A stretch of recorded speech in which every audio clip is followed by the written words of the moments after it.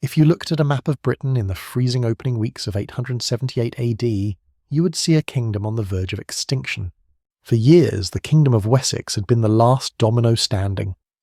Every other Anglo-Saxon kingdom, Northumbria, East Anglia, Mercia, had already collapsed under the weight of the Viking invasions. But Wessex, under its stubborn young King Alfred, had held the line. Until this winter. To understand the disaster that is about to unfold at Cynwit, we first have to look east to the royal estate of Chippenham.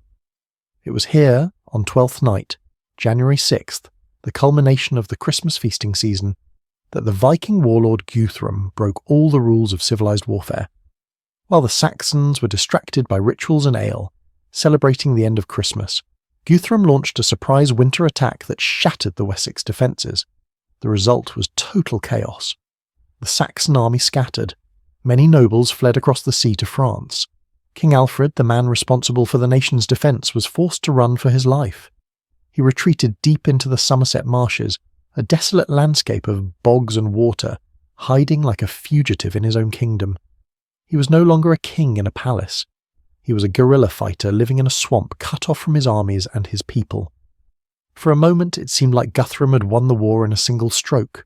He occupied Chippenham and effectively decapitated the Saxon government, but grand strategy is rarely about just one army. While Guthrum was tightening his grip on the east, a second, darker threat was gathering just across the water to the west. This is where the map tells a terrifying story, a story of a slaughter where the Vikings, the ultimate predators of the age, would suddenly find themselves the prey of the Saxons. But before we unravel this impossible tale, if you enjoy learning about the hidden truths of history, help us out by hitting that like button and subscribing for more. And please, tell me where you are listening from today.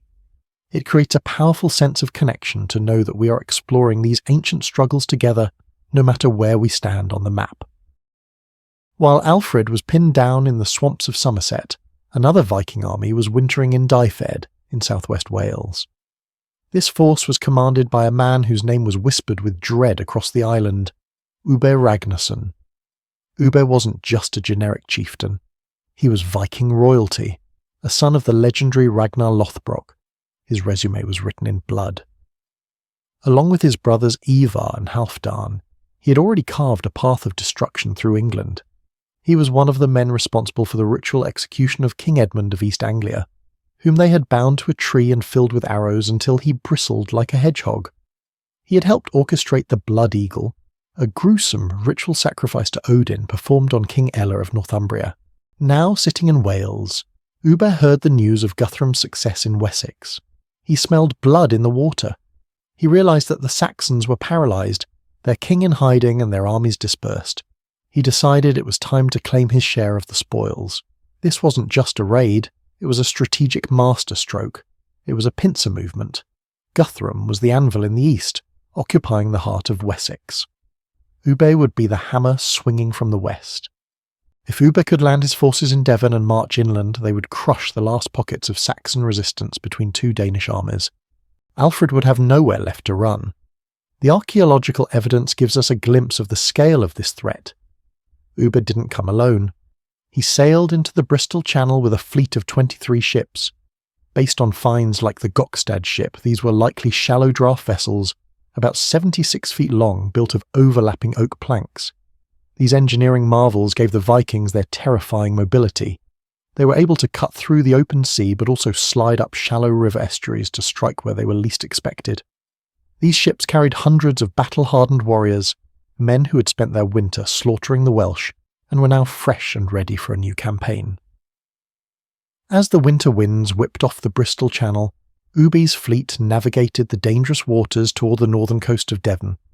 They weren't looking for a fight. They were looking for a landing zone in a country that had essentially stopped functioning. They expected to find the coast undefended.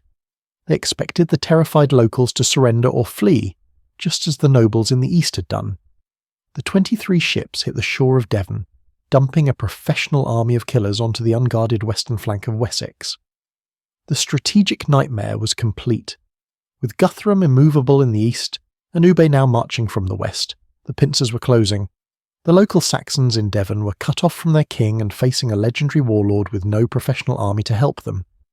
The arrival of this second Viking host posed an existential threat to the local defences of Devon. It opened a tactical void that screamed for a response, demanding that anyone left standing, step forward to fight. If the men of Devon were going to survive, they would have to save themselves. This crisis thrust the burden of command onto the shoulders of one man, Odda. Odda held the rank of Ealdorman.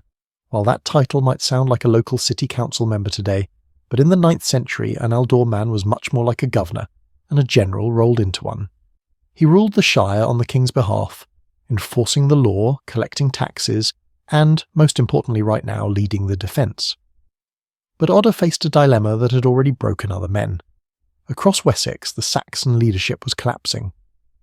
Other noblemen had looked at the Viking overwhelming force and chosen to betray their king or flee across the sea to France, just as King Burgred of Mercia had done.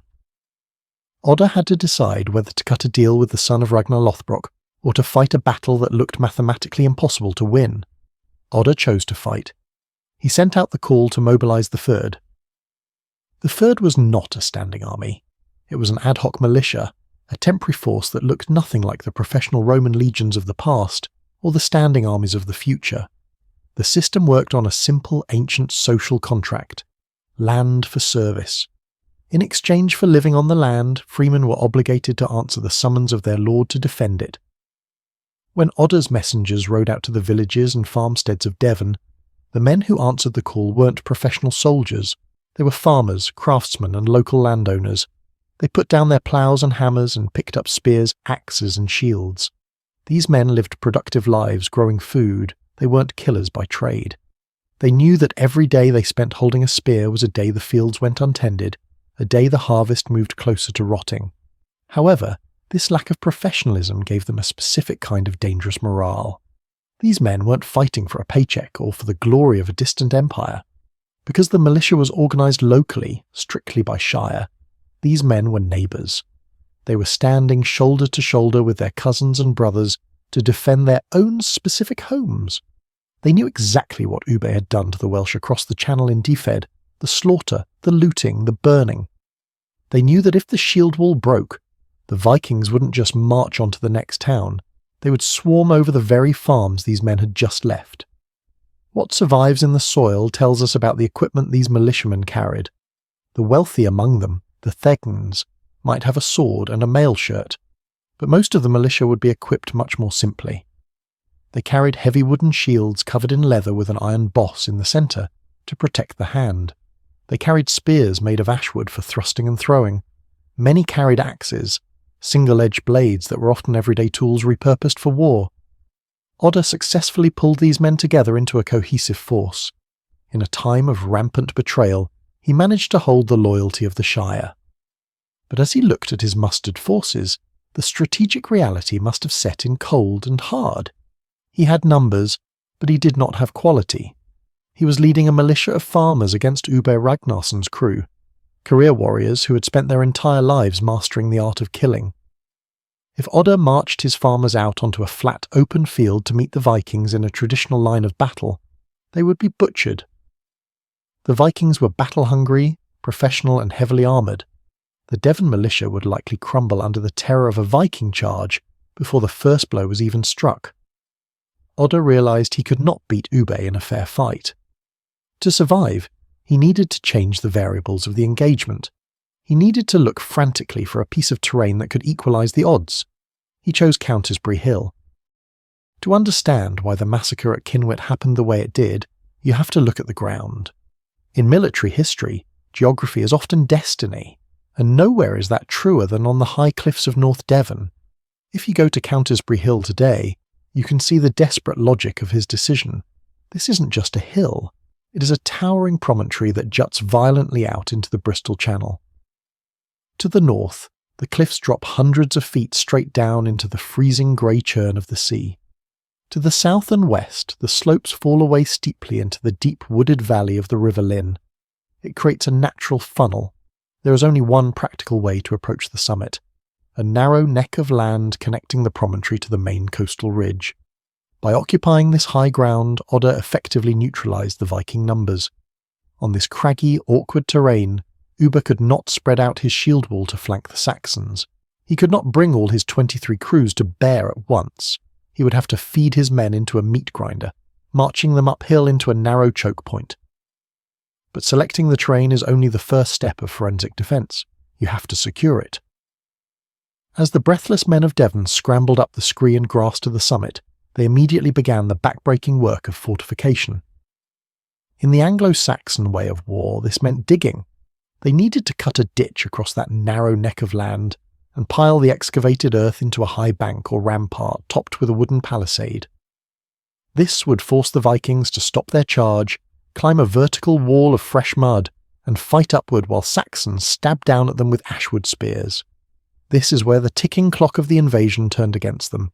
Fortifying a hill fort takes days, if not weeks. Odda had hours. The historical record tells us that the Saxon militia's preparations were tragically cut short. You can almost see the scene. Men throwing down their spades and grabbing their shields as the alarm was raised. The Viking advance from the beach was terrifyingly swift. Ubbe Ragnarsson did not move with the caution of a generic raider. He moved with the aggression of a man who had conquered Northumbria and East Anglia. His scouts would have spotted the Saxon dust immediately. So when the Viking army swarmed up the ridge, they found a Saxon position that was half-formed. The ditch was too shallow. The rampart was too low. Gaps in the palisade left men exposed. The shield of Devon was cracked before the first blow was struck. But the unfinished walls were not the most fatal flaw in Odda's selection of Countisbury. The true killer was something much simpler, something that reveals the panic of the Saxon retreat. In their rush to secure the high ground, the men of Devon had trapped themselves in a geological cage. The promontory was high, defensible, and bone-dry. Countisbury lacked a source of water within its defences. Odda had secured a position that was nearly impossible to storm, but he had chosen a position that was impossible to hold. He had locked his men inside a fortress with no exit, with the sheer cliffs at their backs and a professional army of killers blocking the only way out. And he had done it with low food supplies, and not a drop of water to drink. As the sun began to set over the Bristol Channel, the trap snapped shut. The Saxons looked down from their unfinished ramparts and saw the Vikings settling in, not for a charge, but for a wait. They saw the dragon-prowed ships pulled up on the distant beach. The geography that was supposed to save the men of Devon had now become their prison. They were safe from immediate slaughter, but they were now ticking down toward a death by thirst. Ubbe Ragnarsson was not a man known for his patience. When his army landed on the coast of Devon and located the local militia huddled atop the cliffs of Countisbury, every instinct in his blood must have screamed to attack. From the base of the hill, the Saxon position looked invitingly weak. The Saxon preparations had been frantically cut short by the speed of the Viking landing. The earthwork fortifications were incomplete. The defensive ditch was likely too shallow, the rampart too low, and the wooden palisade full of gaps. To a veteran warlord like Ubbe, these unfinished walls should have looked like an invitation to a slaughter. But Ubbe did not order the charge. He stopped. He looked at the ground, and he did the math. The geography of Countisbury creates a deceptive trap. While the unfinished walls were weak, the approach to them was a nightmare. The terrain leading up to the promontory was described as craggy and awkward. To storm the fort, the Vikings would have to scramble up steep loose ground. This would force them to break the cohesion of their shield wall, exposing individual warriors to gravity and Saxon spears before they could even bring their axes to bear. Ubbe realised that charging uphill against desperate men was a way to lose good warriors for no reason. He realised he didn't need to fight them to kill them. The Saxons had locked themselves on a rock with no wells, no springs, and because they had mobilised so instantly very little food, Ubbe saw that the geography had done his work for him. He simply ordered his men to seal off the exit. He wasn't laying a traditional siege that would last months. He knew that up on the exposed wind-blasted cliffs, the human body begins to shut down without water in a matter of days. By refusing to charge, Ubbe shifted the battle from a test of weapons to a test of biology. He settled his army at the base of the hill, confident and relaxed. He didn't need to lift a finger. He just had to wait for the thirst to break the Saxons' will, turning their sanctuary into a dry tomb. As the sun rose over the Bristol Channel, illuminating the standoff at Countisbury, the battle lines were drawn not just by geography, but by psychology. Ubbe Ragnarsson had trapped the Saxons on a dry rock, but he didn't just want to kill them, he wanted to break them. To do this, he deployed a weapon that was neither iron nor wood, but cloth. He planted his standard in the earth within full view of the Saxon ramparts. This was not a typical regimental flag used to signal troop movements. It was a triangular pennant edged with a border of tassels. In the centre, woven in stark thread, was the image of a raven. To a modern observer, it might look like a simple piece of embroidery. To a 9th century Scandinavian or Saxon, it was a terrifying religious artefact. This flag was woven by the 3 sisters of Ubbe, the daughters of Ragnar Lothbrok. In the Viking world, weaving was often associated with fate, evoking the Norns who spun the lifelines of men. A banner created by the daughters of the legendary Ragnar carried a weight of legitimacy and magic that no other standard could match. The image of the raven was a direct invocation of Odin, the All-Father and the god of war. In Norse mythology, Odin was attended by 2 ravens, Hugin and Munin, literally thought and memory. They flew across the world to bring him news. But on the battlefield, the raven had a darker. They were the carrion birds. When ravens circled a battlefield, wheeling and diving, the Vikings believed it was a sign that Odin was present, ready to accept the bloody sacrifice of the fallen. Ubbe's banner carried a specific prophetic legend. The Vikings believed the cloth itself was alive with the will of the gods. If the banner fluttered and flapped in the wind, victory was guaranteed. If it hung heavy and motionless, defeat was imminent. For years, this banner had fluttered over the destruction of Christian kingdoms. It had flown over the torture of King Edmund and the ritual slaughter of King Ysela. It was the symbol of the Vikings' inevitability. It told the world that their gods were stronger than the Christian god. Now on the windy, exposed coast of North Devon, where the gales whip off the Atlantic and strike the cliffs of Countisbury, the Raven banner would have been fluttering violently. For the Viking army waiting at the base of the hill, this was the ultimate confirmation. They didn't just have the tactical advantage of water and food, they had a divine guarantee. They could see the prophecy snapping in the wind every time they looked up. This certainty created a dangerous psychological state within the Danish camp, total relaxation. They believed the war was already won. They stopped acting like soldiers on the front line and started acting like executioners, waiting for the condemned to walk to the block. Up on the hill, the Saxons looked down at this display. They saw the raven fluttering, promising their destruction. They saw the Vikings eating and drinking in plain sight, mocking the thirst that was already clawing at the defenders' throats. The psychological pressure was designed to induce hopelessness, to make the Saxons believe that their death was not just inevitable, but ordained by the gods. However, Ubbe had miscalculated the effect of this terror. He expected the Raven banner to drive the Saxons into a submissive, cowering paralysis. He expected them to surrender and beg for slavery rather than death. But inside the unfinished fort, the lack of water and the sight of the pagan idol didn't create submission, it created clarity. The Saxons realized they were trapped in a death timer. If they stayed behind their walls, they would die of thirst, and their bodies would be thrown to the ravens Ubbe worshipped. The banner confirmed that no mercy was coming. The Vikings, lulled by the flapping of their magic flag and the obvious logic of the siege, lowered their guard. They expected the Saxons to wither. They did not expect the cornered animal to snap back. Inside the unfinished earthworks of Countisbury, the silence was heavier than the roar of the ocean below.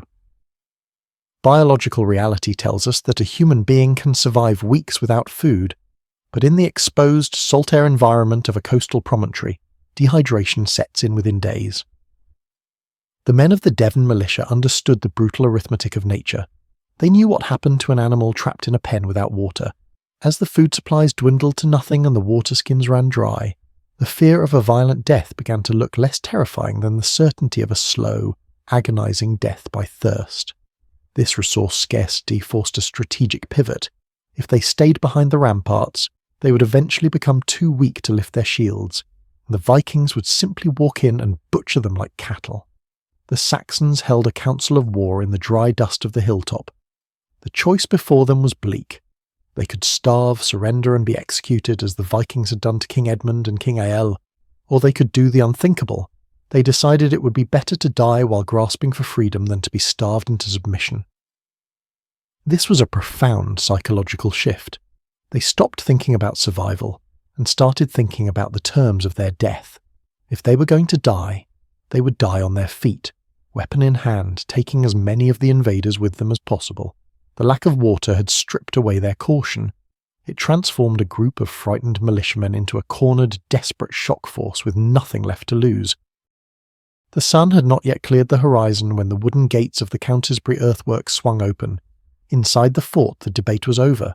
The men of Devon had made their choice. They would not die slowly of thirst huddled on the ground. They would die standing, and they would take the sons of Ragnar Lothbrok with them.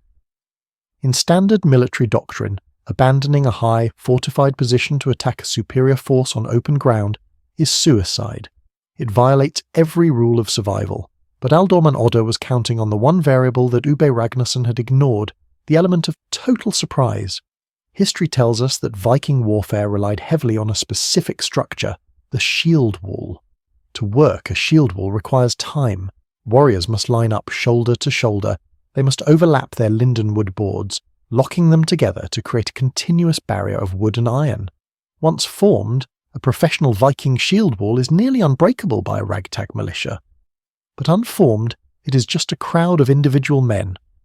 When the Saxons burst from the tree line, the Vikings were likely preparing for another boring day of siege warfare, cooking breakfast, tending to their gear, or looking up at the Raven banner waiting for a sign. They expected the Saxons to be weak, dehydrated, and terrified. Instead, they looked up to see a tidal wave of desperate men screaming down the awkward and cracky slopes of the headland. The Saxons did not march. They charged. The Chronicles describe the attack as an unexpected frenzy.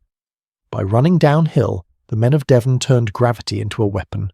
A farmer with a spear, sprinting down a steep grade, hits with the force of a battering ram. Ubbe's men tried to scramble into formation, but the geometry of the battle destroyed them. You cannot form a static defensive line when the enemy is already among you. The Saxons crashed into the Danish camp before the shield wall could lock. The advantage of professional discipline evaporated in seconds. The fighting was ugly and chaotic.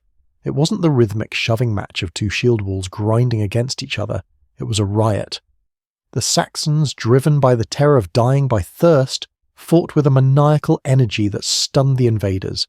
They weren't fighting for territory. They were fighting for the right to drink water. For the Vikings, the shift was instant and paralyzing.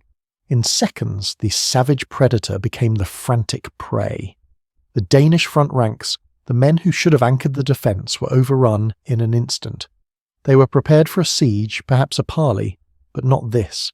The sheer audacity of the attack shattered their cohesion. A shield wall only works if every man trusts the man next to him to stand firm. But when the front line dissolved under the weight of the Saxon charge, that trust evaporated. Panic is contagious.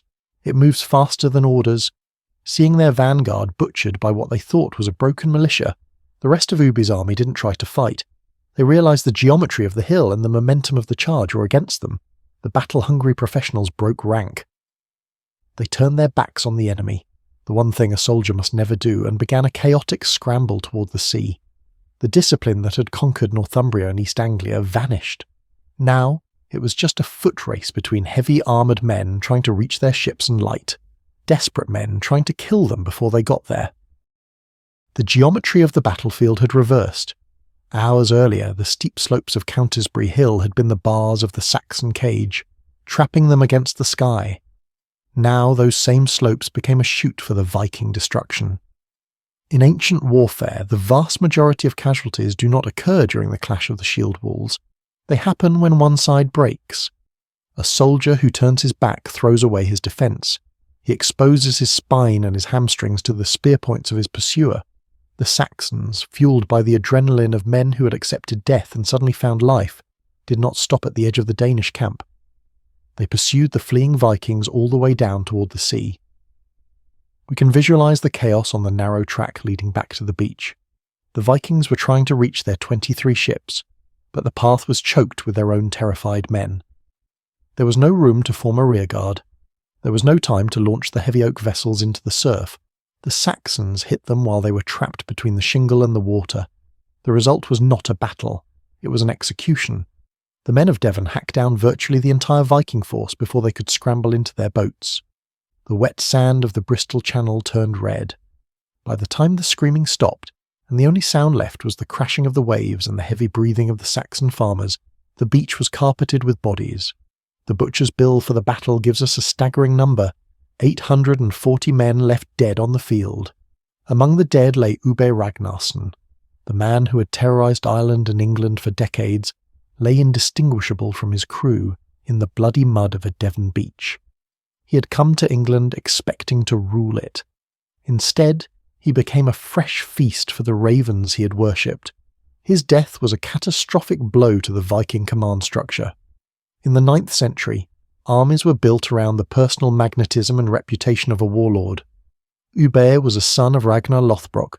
His name alone attracted ships and swords. With his heart stopped by a Saxon blade, the gravitational centre of the Western Viking army collapsed.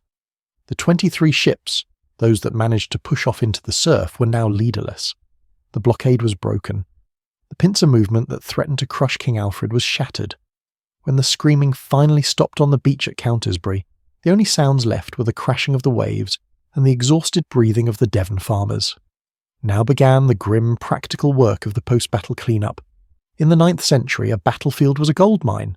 The victors moved among the dead, stripping the Viking corpses of their mail shirts, their helmets, and their weapons. This was the plunder of the dead, the rightful payout for the men who had risked their lives in the shield wall.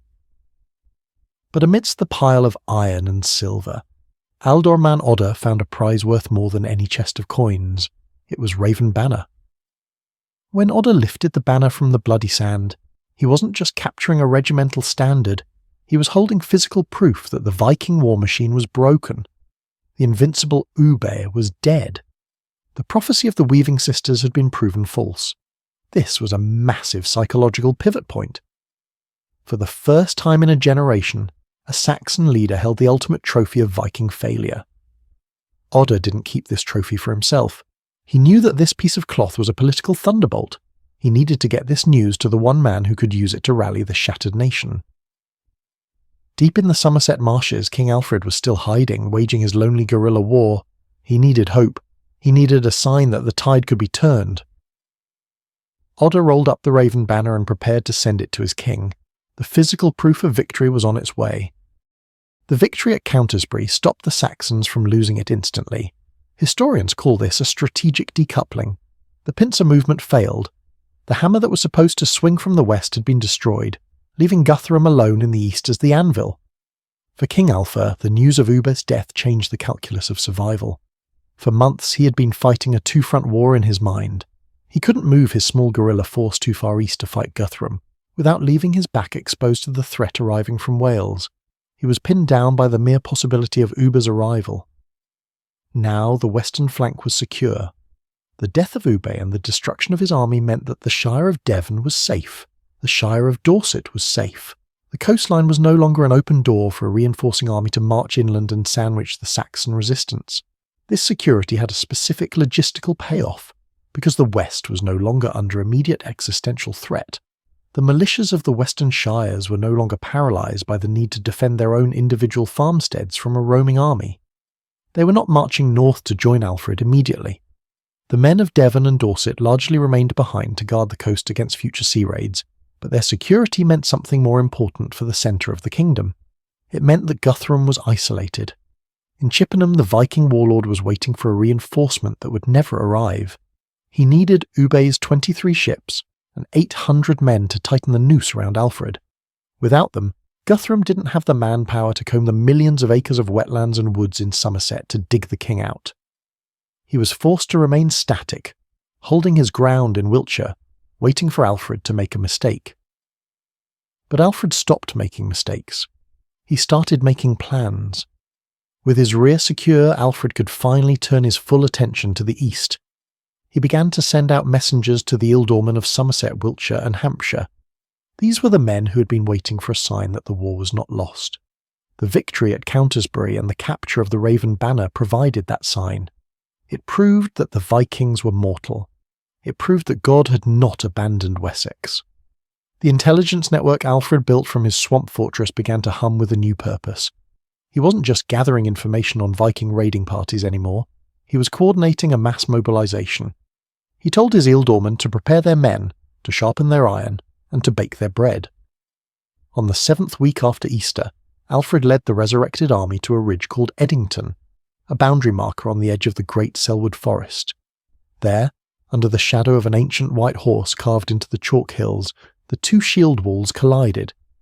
But this time, the geometry was different. The Saxons weren't fighting for survival, they were fighting for reclamation. They drove the Vikings from the field, besieged them in Chippenham, and forced Guthrum not just to surrender but to convert. The victory at Countisbury was not the final battle of the Viking Wars, but it was the hinge upon which history turned. Odda and the men of the Devon militia proved that the savage predator could bleed. They held the shield so that King Alfred could pick up the sword. Because of the unfinished fort on the craggy hill, the kingdom of Wessex did not fall. And because Wessex stood, the idea of England was allowed to be born. If you followed this journey to the very end, you are a true history enthusiast. To help us keep these hidden truths and forgotten chronicles alive, please verify your subscription now. It is the single best way to support the channel's mission. If you're hungry for more epic struggles, check out this next video on the screen about the most impossible conquests of the ancient world. Thank you for exploring the past with me. I'll see you there.